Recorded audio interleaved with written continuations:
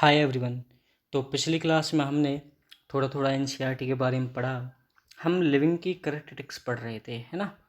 तो हमने पिछली क्लास में क्या जाना कि लिविंग ऑर्गेनिज्म क्या होते हैं, फिर उनके बारे में जाना कि लिविंग ऑर्गेनिज्म की एक पहली प्रॉपर्टी क्या है, ग्रोथ। ठीक है। दूसरी प्रॉपर्टी हमने पढ़ी रिप्रोडक्शन, और हमने तीसरी प्रॉपर्टी पढ़ी मेटाबॉलिज्म। ठीक है। मेटाबॉलिज्म के बारे में भी हम कुछ जान चुके हैं, बेहतर सी चीज़ें। तो देखो, अभी तक हमने क्या जाना। पहले नंबर पे हमने जाना ग्रोथ। ठीक है। आपने इसके बारे में बताया सर केवल ये प्रॉपर्टी है, ये डिफाइनिंग प्रॉपर्टी नहीं है, क्योंकि माउंटेन भी ग्रोथ करते हैं, नॉन लिविंग भी ग्रोथ करते हैं।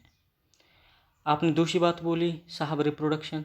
आपने कहा सर ये भी केवल प्रॉपर्टी है, डिफाइनिंग प्रॉपर्टी नहीं है, क्योंकि कुछ ऐसे लिविंग ऑर्गेनिज्म हैं जो रिप्रोड्यूस नहीं कर सकते दूसरे अपनी स्पीशीज़ के ऑर्गेनिज्म को, तो ये भी डिफाइनिंग प्रॉपर्टी नहीं हो सकता। आप लोगों ने तीसरा बात कहा, एनसीईआरटी ने तीसरा बात कहा कि सेलुलर ऑर्गेनाइजेशन, जो ऑर्गेनिज्म है वो सेल्स ऑर्गेनाइज हुई तब जाके बने हैं। आपने कहा हाँ साहब, दिस इज डिफाइनिंग प्रॉपर्टी। ये केवल प्रॉपर्टी नहीं, ये डिफाइनिंग प्रॉपर्टी है, क्योंकि दुनिया का प्रत्येक लिविंग किससे बना है, सेल से बना है। तो चलो, हम लोग इन बातों को जान चुके हैं यहाँ तक। अब हम आगे की तरफ बढ़ते हैं। तो देखो, अब जो नेक्स्ट आने वाला है वो बहुत ही इम्पोर्टेंट है। हम लोग जानने का प्रयास करेंगे पूरी तरह से एनसीईआरटी में उसका मतलब क्या है, कब क्वेश्चन क्या पूछा है। तो देखो, अब आप खुद से सोचिए, आप लोगों में कॉन्शियसनेस है। हम बात करेंगे आज अभी चौथी प्रॉपर्टी की, और चौथी प्रॉपर्टी है कॉन्शियसनेस। देखो, हम जो हैं अपने इन्वायरमेंट के प्रति रेस्पॉन्ड देते हैं। क्या रेस्पॉन्स देते हैं? बहुत ज़्यादा गर्मी सर्दी, आपने गर्म को छुआ, ठंडे को छुआ, आपका अभी पिन चुभा, कांटा चुभा, तो आप उसके प्रति रेस्पॉन्ड देते हैं नहीं देते हैं? इन्वायरमेंट के प्रति बिल्कुल देते हैं। स्टिमुलस क्या है? स्टिमुलस वो एक्शन है जिससे कि कोई आप एक्टिविटी करके रेस्पॉन्स दे पाएँ। तो क्या देखते हैं कि जब कभी भी कोई फिजिकल चेंज होता है, केमिकल चेंज होता है, या आपकी बॉडी में कोई बायोलॉजिकल चेंज होता है, तो हम क्या उसके प्रति रेस्पॉन्सिव होते हैं? बिल्कुल, हम रेस्पॉन्ड करते हैं। चलो भाई, वाटर के प्रति, लाइट के प्रति, टेम्परेचर के प्रति, पॉल्यूटेंट्स के प्रति, ऑर्गेनिजम्स के भी प्रति जो प्लांट हैं वो रेस्पॉन्ड करते हैं, बिल्कुल करते हैं। देखो खुद से सोचना, फोटोसिंथेसिस, क्या प्लांट लाइट के प्रति रेस्पॉन्स नहीं दे रहा है? बिल्कुल दे रहा है। हम बात करें वाटर की, उसकी जो रूट हैं क्या वाटर को एब्जॉर्ब नहीं कर रही हैं? बिल्कुल कर रही हैं। तो मेरा कहने का क्या मतलब है कि प्लांट भी रेस्पॉन्स करते हैं, क्योंकि उनके अंदर क्या है, उनके अंदर हैं केमिकल्स, उनके अंदर है हार्मोन्स। अब उनके अंदर हमारी तरह ऑर्गन्स तो है नहीं, सेंस करने के लिए ब्रेन तो है नहीं, लेकिन उनके पास क्या है, सेल्स हैं, उनके पास केमिकल कंट्रोल है। ठीक है, हार्मोन्स हैं, इसलिए ऐसा हो पाता है। तो चलिए, आज विशेष चीज़ की हम बात करेंगे, और क्वेश्चन 2011 में पूछा है नीट में। और क्वेश्चन क्या था? क्वेश्चन सिंपल सा था कि आप ये बताइए कि आप एक छोटा सा बात बताइए कि एक्सक्लूसिव जो करेक्टरिस्टिक्स हैं, लिविंग के जो एक्सक्लूसिव करेक्टरिस्टिक्स हैं, और ऑप्शन दे रखा था परसेप्शन, परसेप्शन ऑफ इवेंट्स। इसका मतलब क्या होता है? सुनना, यहीं से लिया गया एनसीईआरटी से। And perception of events happening in environment and there memory. तो देखो, ये एक थर्ड ऑप्शन था 2011 में एपीएमटी के क्वेश्चन में। क्या था कि आप ये बताइए, क्या जो लिविंग ऑर्गेनिज्म होते हैं उनकी एक्सक्लूसिव जो करेक्टरिस्टिक्स होती है, क्या वो परसेप्शन होता है उनमें इवेंट्स के प्रति, अपने उनके इन्वायरमेंट में जो भी घटित हुआ रहता है, हैपनिंग जो चलता रहता है, हैपन हुआ है, क्या वो उसके प्रति परसेप्शन रखते हैं? देखते हैं चीज़ों को, बिल्कुल देखते हैं, रेस्पॉन्स भी करते हैं।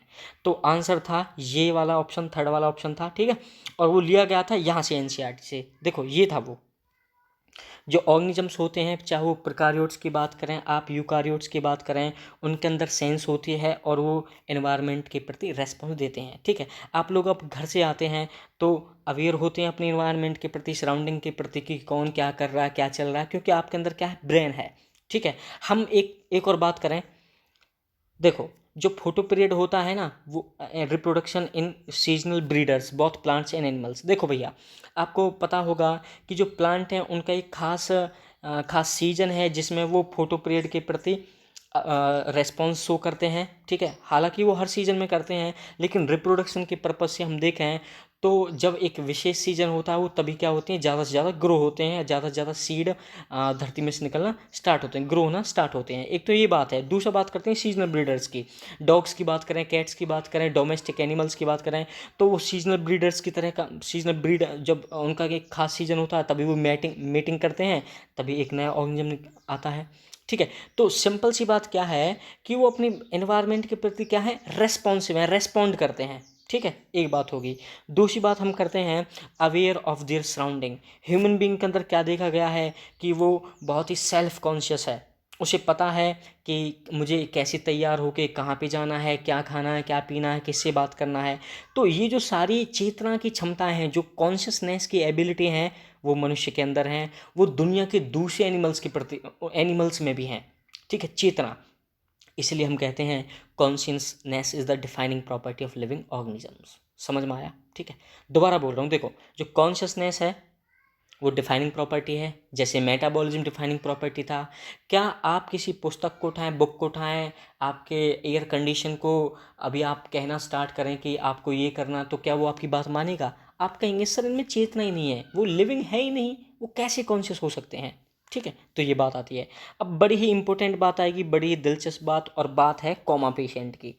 आप कहेंगे सर एक कॉमा पेशेंट है, वो लाइफ सपोर्टिंग मशीन्स पे अभी अभी जिंदा है, उसके हार्ट और लंग बिल्कुल काम नहीं कर पा रहे हैं, उनको रिप्लेस किया गया मशीन्स के थ्रू, ठीक है, और पेशेंट बिल्कुल ब्रेन डेड की कंडीशन में, एक दूसरा पेशेंट।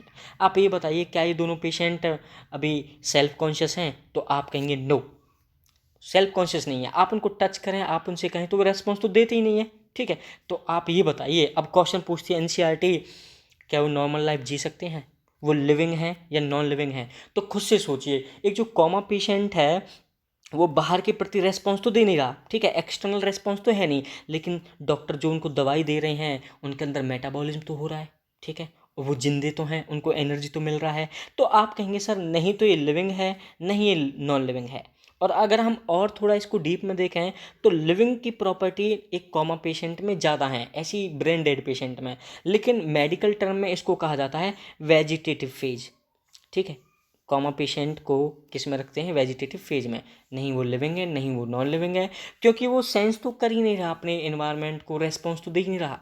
लेकिन हम दूसरी बात करें, वो ड्रग के प्रति, मेडिसिन के प्रति, फूड के प्रति तो रेस्पॉन्स दे रहा है उसका बॉडी, ठीक है। तो समझे इस बात को। तो ये है इसका आंसर। चलो अब हम आगे पढ़ लेते हैं। अभी मैंने यहाँ पे ना स्टार लगाया हुआ है, और ये स्टार क्यों लगाया हुआ है? देखो, किसी ज़माने में एम्स में एजरसन और रीजन के क्वेश्चन आया करते थे, ठीक है, तो ऐसे ही वो सीधे एनसीईआरटी से निकालते हैं क्वेश्चंस को।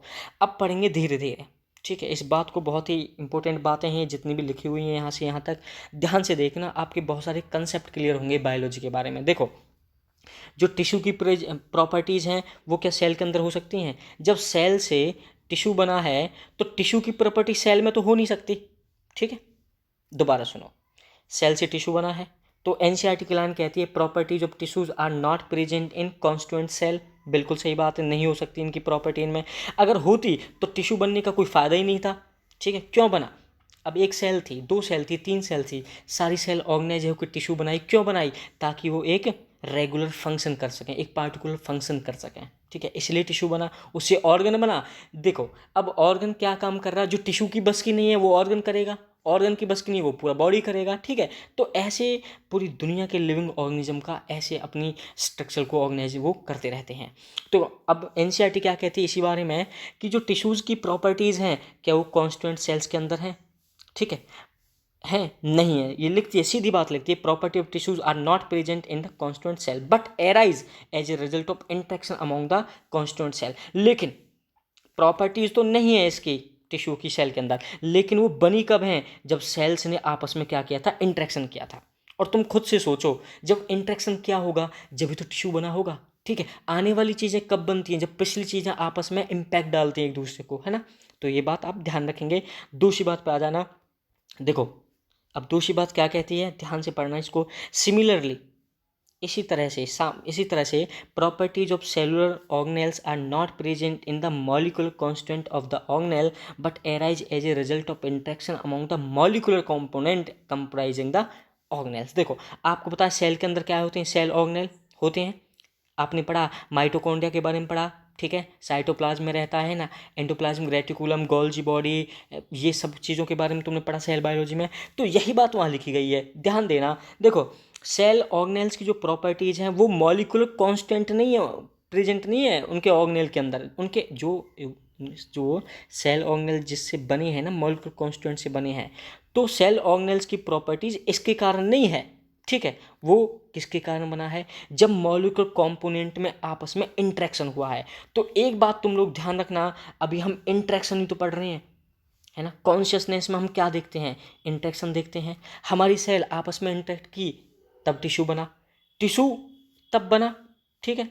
लेकिन सेल की जो प्रॉपर्टी है वो टिश्यू में नहीं हो सकती, बिल्कुल सही बात, ठीक है भाई। वो उसका गुण उसमें क्यों आएगा, एक बात क्लियर। दूसरी बात, ऐसी आपने कहा सर सेल के अंदर सेल ऑर्गेनेल है, आप ये बताइए सेल ऑर्गेनेल का एक मॉलिक्यूलर कांस्टेंट है, क्या सेल ऑर्गेनेल उस मॉलिक्यूलर कांस्टेंट की वजह से सेल ऑर्गेनेल हैं, उनकी प्रॉपर्टी उनकी वजह से सेल ऑर्गेनेल हैं? आप कहेंगे नहीं, मॉलिक्यूलर कंपोनेंट ने जब आपस में इंटरेक्शन किया, ये शब्द है ना जो इंटरेक्शन, इसको आप ध्यान रखेंगे, जब उन्होंने आपस में इंटरेक्शन किया तब क्या के बना, सेल ऑर्गेनेल बना, इस बात को ध्यान रखेंगे। तो अगली बात बिल्कुल यही स्पष्ट रूप से कह रखी है एनसीईआरटी में कि देखो भाई, कि देखो the interaction these interaction result in emergent properties at a higher level of organization। जब कभी भी हम मानव की बात करते हैं, हायर प्लांट्स की बात करते हैं, तो ये जो इंटरेक्शन हो रहा है ना सेल के लेवल पे, मॉलिक्यूलर लेवल पे, इन्हीं से उनकी प्रॉपर्टी इमर्ज होके आती हैं, तभी जाके उनकी एक ऑर्गेनाइजेशन बनती है, कॉम्प्लेक्सिटी बढ़ती है उनके ऑर्गेनिजम्स की, क्योंकि उनमें क्या है, इंटरेक्शन हो रहा है सेल के लेवल पे। आगे बात यही कही गई है, this phenomena is true in the hierarchy of organisational complexity at all levels. अभी मैं तुमको पढ़ाने वाला हूँ टैक्सोनॉमिक हायरार्की, उसमें आपको और पता लगेगा कि हम जब ऑर्गेनिज्म की बात करते हैं तो उनके अंदर जो इंटरेक्शन का गुण है ना, उनसे ऐसी प्रॉपर्टीज इमर्ज हुई हैं जिनसे कि वो और कॉम्प्लेक्स होते गए हैं हर एक लेवल पे, ठीक है। तो अगली बात लिखती है, इसी कारण जब वो इतनी कॉम्प्लेक्सिटी है उनमें इंटरेक्शन के कारण, सेल के लेवल पे इंटरेक्शन है, मॉलिक्यूलर लेवल पे इंटरेक्शन है, तो इसी कारण हम ये कह सकते हैं, देयरफॉर वी कैन से, हम कह सकते हैं कि लिविंग ऑर्गेनिज्म क्या होती है, सेल्फ रेप्लिकेटिंग होती हैं। सेल्फ रेप्लिकेटिंग का मतलब होता है एक सेल जब दूसरी सेल को जन्म देती है, सेल डिवीजन की क्षमता है, ठीक है। एक ऑर्गेनिज्म दूसरे ऑर्गेनिज्म को जो जन्म देता है, रिप्रोडक्शन की जो क्षमता है, उन्हें हम कहते हैं सेल्फ रेप्लिकेटिंग, ठीक है। इवॉल्विंग, हम देखो इवॉल्व होते जा रहे हैं। आज हम बात करें बहुत पुराने मानवों की बात करें, हम आदि मानव की बात करें, होमो हैबिलस की बात करें, तो देखो तब से लेके और आज का जो मानव है इवॉल्व हुआ नहीं हुआ है, बिल्कुल हुआ है। क्यों, क्योंकि उसने ना इंटरेक्शन किया उसकी सेल्स ने, नए नए इन्वायरमेंट को उसने फेस किया, ठीक है, टेम्परेचर, नई नई चीज़ों को उसने फेस किया, चैलेंजेस को फेस किया, इसीलिए हम क्या हुए हैं, इवॉल्व होते जा रहे हैं। हमें ये इमरजेंट प्रॉपर्टीज़ हायर लेवल पे बढ़ती गई हैं। समझ में आया ये शब्द, ये पूरी जो कहानी है ना बहुत इंपॉर्टेंट है, स्टार लगा हुआ है भाई इस पे, स्टार का मतलब है वेरी वेरी IMP, ठीक है। तो देखो आपने इतनी बात जान ली कि सर जो हायर ऑर्गेनिज्म होती हैं, लिविंग ऑर्गेनिज्म होती हैं, वो सेल्फ रेप्लिकेटिंग होती हैं, अपने आप रेप्लिकेट करते हैं, अपनी कॉपीज़ प्रोड्यूस करते हैं, सेल दूसरी सेल को जन्म देती है, ठीक है। इवॉल्व, सर वो इवॉल्व करते हैं, उनमें सेल्फ रेगुलेशन की क्षमताएं होती हैं, और वो अपने एक्सटर्नल इन्वायरमेंट, एक्सटर्नल स्टिमुलाई के प्रति रेस्पॉन्स देते हैं, ठीक है। तो अब आती है मुद्दे की बात, और मुद्दे की बात क्या है, biology the story of life on earth. ये जो बायोलॉजी की आप लोग बात करते हो ना, वो एक स्टोरी है लाइफ की, ठीक है। इस पृथ्वी पर लाइफ कैसे बनी वो बायोलॉजी बताती है, ओके। तो अगली बात भी ये लिखी हुई है, biology the story of evolution of living organism on the earth. Evolution का मतलब था उत्पत्ति, हम कैसे इवॉल्व होते गए हैं समय के साथ साथ इस अर्थ पे। तो बायोलॉजी वही स्टोरी है, कहानी है ये। बायोलॉजी खुद लिखती है एनसीईआरटी में कि मैं एक कहानी हूँ जो तुम्हें समझनी हूँ, ठीक है। आप सभी लोगों से कह रही है बायोलॉजी की, समझना है मुझको। अब देखो, all living organisms present past and future link to one और another by the sharing of common genetic material but to varying degrees. देखो इस शब्द को समझो, ये समझना बहुत आवश्यक है। ये आप पृथ्वी पर जितनी भी लिविंग ऑर्गेनिज्म देख रहे हैं ना, अभी देख रहे हैं, पास्ट में देखे हैं, आगे देखने वाले हैं, वो हमेशा एक दूसरे से लिंक रहेंगे। क्यों, क्योंकि उनके अंदर एक कॉमन जेनेटिक मटेरियल है। आप कहेंगे सर जेनेटिक मटेरियल क्या होता है, देखो ये एक स्पीशीज है, ये आगे चल के इवॉल्व हुई, तो आगे चल के और इसकी कॉपीज़ बनी, आगे चल के और ऐसी गुण उत्पन्न हुए। ये सारी की सारी चीज़ें जेनेटिक मटेरियल की वजह से हैं। जेनेटिक मटेरियल, हमें डीएनए है ना, 10th में पढ़ा। बहुत सारे वायरसेस में, बहुत कम वायरस में डीएनए देखने को मिलता है, ज़्यादातर वायरसेस में RNA as a genetic material देखने को मिलता है। आरएनए हमारे अंदर भी है, वायरस के अंदर भी है, बैक्टीरिया के अंदर भी है। आप देखेंगे छोटे से छोटे ऑर्गेनिज्म से लेके और बड़े से बड़े ऑर्गेनिज्म तक जेनेटिक मटेरियल प्रेजेंट है। ठीक है, पूरी की पूरी सेल को रेगुलेट करने के लिए सब कुछ प्रेजेंट है हमारे अंदर। ठीक है, लेकिन अगली बात एनसीईआरटी ने क्या लिखी है कि जेनेटिक मटेरियल तो है कॉमन एक सभी में। ठीक है, चाहे जो प्रिमिटिव प्राचीन कालीन ऑर्गेनिज्म हो, चाहे वो आज के एडवांस ऑर्गेनिज्म हो, उनमें एक चीज़ तो कॉमन रही थी, जेनेटिक मटेरियल। और आपको पता है generation to generation DNA RNA यही जाते हैं। आपके जो पुत्र होंगे, आपके जो माता पिता हैं, उनका जेनेटिक मटेरियल आप में है, डीएनए आपका रहेगा, वो आगे रहेगा। ये मेमोरी को कैरी करता है। आपके माता पिता जैसे हैं, उनके जो करैक्टर रहे हैं, जो उन्होंने पूर्वजों से लिए हैं, वो आप में है, आपके आने वाली जनरेशन में जाएंगे। तो ये सारा काम किसका होता है? जेनेटिक मटेरियल का होता है। ठीक है, और एनसीईआरटी कहती है ये जेनेटिक मटेरियल वेरिंग डिग्रीज में हो सकता है, किसी में कम किसी में ज़्यादा। ठीक है, ये बात लिखी गई है। एक जैसा जेनेटिक मटेरियल अलग अलग हो सकता है, किसी में कम किसी में ज़्यादा। ठीक है, किसी में डीएनए बहुत है एज ए जेनेटिक मटेरियल, किसी में आरएनए है, किसी में डीएनए ज़्यादा आरएनए कम, ऐसे हमें देखने को मिलता है। तो चलो भाई, अभी तक हम बायोलॉजी पढ़ रहे हैं। ठीक है, उसका बिल्कुल इंट्रोडक्टरी फेज चल रहा है। आप लिविंग की कैरेक्टरिस्टिक्स जान चुके हैं। अब देखो, अब जितना भी हमने ये टॉपिक पढ़ा है उसको मैं और बता दूं क्या पढ़ा है हमने। देखो, लिविंग की कैरेक्टरिस्टिक्स पढ़ी, पहले नंबर पर क्या था? ग्रोथ। दूसरे नंबर पर हमने क्या पढ़ा? रिप्रोडक्शन। तीसरे नंबर पर हमने क्या पढ़ा? मेटाबॉलिज्म। फोर्थ नंबर पे हमने क्या पढ़ा? Cellular organisation. ठीक है, फिफ्थ पे हमने क्या पढ़ा? कॉन्शियसनेस पढ़ा ना, response to the external environment, है ना। देखो, ये दोनों क्या हैं, ये दोनों क्या हैं और ये तीनों क्या हैं? ये दोनों क्या हैं? Only a property of living. ठीक है, ये क्या? Defining property of living. ठीक है, क्योंकि ये केवल लिविंग में मिलती हैं, लेकिन ये ग्रोथ नॉन लिविंग में मिलता है। कई बार रिप्रोडक्शन हमें लिविंग में देखने को नहीं मिलता, इसलिए क्या? Only a property. ठीक है, देखो, अब तुम ये मत समझना यार वर्चुअल क्लास चल रही है सर, है ना। इसमें फिजिकल क्लास समझो, पूरा पूरा ब्रेन यहाँ पे लगा दो, पूरी आत्मा रख दो, बिल्कुल आत्मा से पढ़ लो इस चीज़ को। ठीक है, बहुत आसान चैप्टर्स है, बहुत आसान है बायोलॉजी।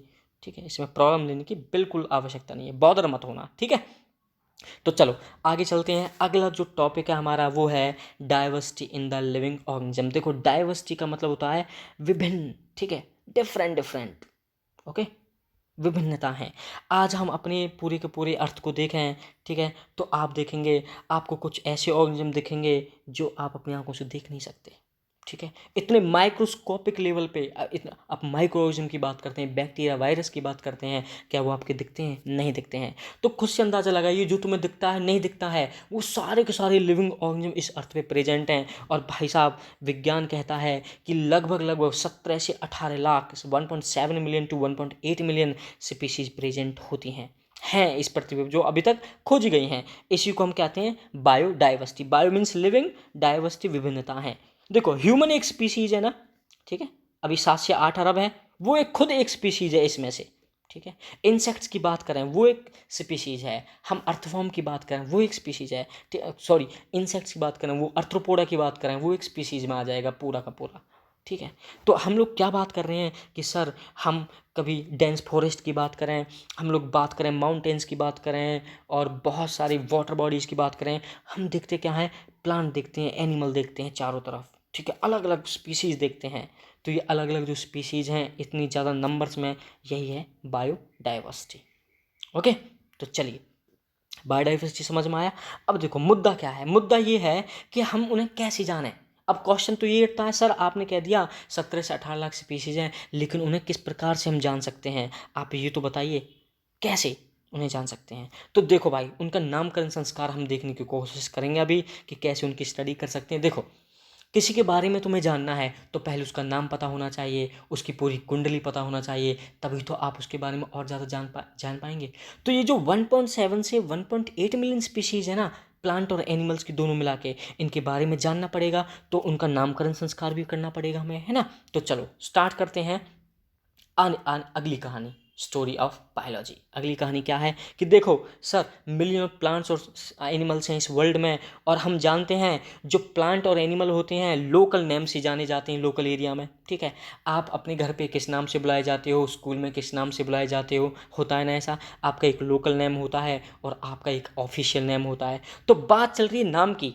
ठीक है, नामकरण देना पड़ेगा, नाम बहुत बड़ा होता है ना। तो these local names would vary from place to place, even with a country.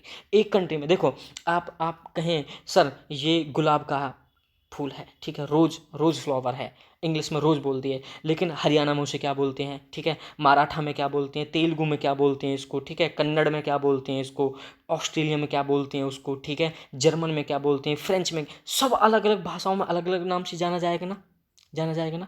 तो अब देखो बहुत सारा कन्फ्यूजन क्रिएट हो जाएगा अगर हर एक नाम को हम अलग, हर एक एक एक स्पीशीज़ को हम अलग अलग नामों से जानेंगे। तो दुनिया को एक सबसे बड़ी क्या नीड हुई कि हम ना स्टैंडर्डाइज कर दें नेमिंग को। जो लिविंग ऑर्गेनिज्म का नेम है ना उसको स्टैंडर्डाइज कर दो कि पूरी दुनिया में हर एक जगह पर पार्टिकुलर ऑर्गेनिज्म को एक नाम से जाना जाए। ठीक है, इसी प्रोसेस को हम कहते हैं नॉमेनक्लेचर। नॉमेन, ठीक है, लैटिन वर्ड है, इसका मतलब है नेमिंग। ठीक है, रूल ऑफ नेमिंग। ओके, तो नॉमेनक्लेचर क्या होता है? नॉमेनक्लेचर होता है भाई साहब द नेमिंग। ओके, ठीक है, the way to name any species is called nomenclature. ठीक है भाई लोग, तो चलो बात करते हैं नॉमेनक्लेचर की।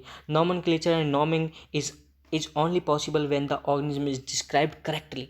देखो हम क्या करते हैं, नाम तो उसका तभी करेक्ट दिया जा सकता है जब हम उसे ढंग से डिस्क्राइब कर पाएँ, और डिस्क्राइब करने के लिए हमें क्या है, उसको आइडेंटिफाई करना पड़ेगा। ठीक है, आइडेंटिफाई बोलते उसकी पहचान बहुत ज़रूरी है। तुम इंसान हो, ठीक है, तो तुम्हारी पहले आइडेंटिफिकेशन जरूरी। तुम इंसान हो, तुम मच्छर नहीं हो ना, अभी तुम मकड़ी भी नहीं हो, स्पाइडर नहीं हो, स्कॉर्पियन नहीं हो ना, अभी तुम टिड्डा भी नहीं हो, ग्रास ऊपर भी नहीं हो। तो पहले क्या है, हम लोग क्या करते हैं, आइडेंटिफिकेशन करते हैं, फिर उसके बाद क्या, उसका नाम देते हैं। ठीक है, तो यही बात कह गई है कि देखो नाम देने से पहले करेक्टली अगर उसका नाम देना है तो आप उसके ना पहले आइडेंटिफाई करो वो है क्या। ओके, तो चलो अब स्टार्ट करते हैं ढंग से चीज़ों को। In order to facilitate the study, ठीक है, अगर हमें स्टडी करनी है तो बहुत सारे साइंटिस्ट आए, उन्होंने अलग अलग प्रोसीजर दिए साइंटिफिक नेम देने के लिए अलग अलग ऑर्गेनिजम्स के। ठीक है, तो दुनिया में साइंटिफिक नेम देने के लिए दो संस्थाएं बनी। एक संस्था का नाम है ICBN। देखो बॉटेनी में क्या पढ़ते हो तुम, प्लांट, है ना। International code for botanical nomenclature, जहाँ प्लांट्स का नामकरण संस्कार करें तो उसके लिए कौन संस्था आगे आती है, international code for botanical nomenclature. देखो भैया इसकी फुल फॉर्म पूछिए AIPMT 2007 में, ध्यान रखना। NCERT को ना बिल्कुल लाइन टू लाइन पढ़ोगे तो बहुत सारे क्वेश्चंस आपको मिल जाएंगे। तो कोई प्लांट्स का नॉमेनक्लेचर कहाँ दिया गया है, ICBN में। ओके, चलो अब दूसरी बात करते हैं। आपके मन में आएगा कि सर इस संस्था ने international code for botanical nomenclature plants के बारे में बताया, एनिमल्स के बारे में कौन बताता है, तो international code of zoological nomenclature. भाई फुल फॉर्म ध्यान रखना, ठीक है। The scientific names ensure that each organism has only one name. देखो दुनिया में जो साइंटिफिक नेम है ना, हर ऑर्गेनिज्म को केवल एक ही है। मनुष्य एक प्रजाति है, स्पीशीज है, तो मनुष्य का साइंटिफिक नेम क्या, होमो सेपियंस। आप कहीं चले जाओ, दुनिया के किसी कोने में जाके छुप जाओ, कहीं पूछ लो किसी भी कॉर्नर ऑफ द वर्ल्ड, आप हमेशा केवल एक ही नाम से जाने जाओगे, वो है स्पीशीज का नाम, पूरी प्रजाति का नाम, और वो साइंटिफिक नाम क्या है, होमो सेपियंस। ओके, अब पूरी दुनिया उसे एक नाम से जान पाए जिससे कि उसको हम और बेहतर वे में स्टडी कर पाएँ, इसलिए ये नॉमेनक्लेचर किया गया। तो चलो अगली बात करते हैं। Biologist follow universally accepted principles to provide scientific names to known organisms. अब बायोलॉजिस्ट करते क्या हैं, यूनिवर्सली एक्सेप्टेड प्रिंसिपल्स स्थापित किए जाते हैं जिसको दुनिया माने, सब लोग माने, और उन्हीं से आता है साइंटिफिक नेम। ठीक है, तो हम क्या लिखते हैं, साइंटिफिक नेम में दो कंपोनेंट होते हैं। पहला कंपोनेंट होता है जेनरिक नेम, दूसरा कंपोनेंट होता है स्पेसिफिक एपिथेट या स्पीसीज नेम। ओके, अब देखो हम देखते क्या है, अब ये दो चीज़ें हैं, तो दो चीज़ों को लैटिन में कहते हैं बाई, तो इसलिए अब दोनों चीज़ें नाम देने के लिए हैं, तो इसका क्या कहते हैं, binomial nomenclature. The system in which generic name and species name is given for scientific study, this is called binomial nomenclature. और क्वेश्चन पूछा कि कैरोलस लीनियस कौन है, तो बाइनोमियल नॉमेनक्लेचर जिसने दिया वो है कैरोलस लीनियस। यही बहुत बड़े वैज्ञानिक हैं, इनका बहुत नाम आता है टैक्सोनॉमी में। जब नॉमेनक्लेचर की हम बात करते हैं, इन्होंने बुक भी लिखी सिस्टेमेटिक्स के ऊपर, सिस्टेमा नेचुरी। इन्होंने और भी बुक लिखी 1950 थ्योरम, बहुत ही प्रसिद्ध बुक थी जिसका नाम था स्पीसीज प्लांटेरम। ठीक है, तो हम अभी बात करेंगे उन सभी की चीज़ों के बारे में। तो कैरोलस लीनियस पे क्वेश्चन पूछा है, ध्यान रखिएगा ये कौन थे। ठीक है, बाइनोमियल नॉमेनक्लेचर, टैक्सोनॉमी के फादर ये थे। ठीक है, तो चलो अब हम समझ लेते हैं और आगे की कहानी की नेमिंग सिस्टम को, और हम कैसे और बेहतर वे में जान पाएँ कौन कौन से उसके रूल्स हैं। ठीक है, रूल से पहले तुम ऊपर देख लो, साइंटिफिक नेम लिखा हुआ है मैंगो का, दैट इज मैंजीफेरा इंडिका। अब मैंजीफेरा क्या है, आगे क्या आता है, जेनरिक नेम। मैंजीफेरा क्या है, जेनरिक नेम। ठीक है, मैंगो का। इंडिका क्या है, स्पेसिफिक एपिथेट या स्पीसीज नेम। देखो यहाँ ये कैपिटल में है एम, है ना, जीनस का पहला जो वर्ड है वो कैपिटल में है, और स्पीशीज़ का जो पहला वर्ड है वो स्मॉल लेटर्स में। ठीक है, तो अब हम देखते हैं बिल्कुल पूरी तरह से वो इंटरनेशनल रूल कौन कौन से हैं, यूनिवर्सल रूल कौन कौन से हैं, जिससे कि हम किसी भी ऑर्गेनिज्म का साइंटिफिक नेम दे पाते हैं। तो चलो स्टार्ट करते हैं पहला रूल। और भाई साहब ये रेड में मैंने इसलिए लिखा है क्योंकि यहाँ से नीट में क्वेश्चन पूछा है। ठीक है, यहीं से। तो चलो स्टार्ट करते हैं वन बाई वन। तो सबसे पहला जो बायोलॉजिकल नेम्स होते हैं वो लैटिन में दिए जाते हैं। अब लैटिन में क्यों दिए जाते हैं, क्योंकि लैटिन है डेड लैंग्वेज, इसमें परिवर्तन नहीं कर सकता कोई भी। ठीक है, जैसे हम बात करें इंग्लिश की, इंग्लिश तो हर महीने ऑक्सफोर्ड यूनिवर्सिटी नए वर्ड निकालती रहती है, बहुत सारे प्रोनाउंसिएशन चेंज कर देती है, बहुत सारा चीज़ होता रहता है, बदलती रहती है। लेकिन लैटिन वर्ड क्या, डेड लैंग्वेज, इसमें कोई भी आगे मॉडिफिकेशन नहीं कर सकता। इसीलिए तो सिंपल बात है, जिसको कोई तोड़ मरोड़ नहीं कर सकता तो वो एक ही भाषा रहेगी उसकी, एक ही उसका सब कुछ रहेगा। ठीक है, कोई उसमें बदलाव कर नहीं सकता। इसीलिए हम साइंटिफिक नेम को किस में देते हैं, लैटिन में लिखते हैं। तो चलो लैटिन लैंग्वेज में।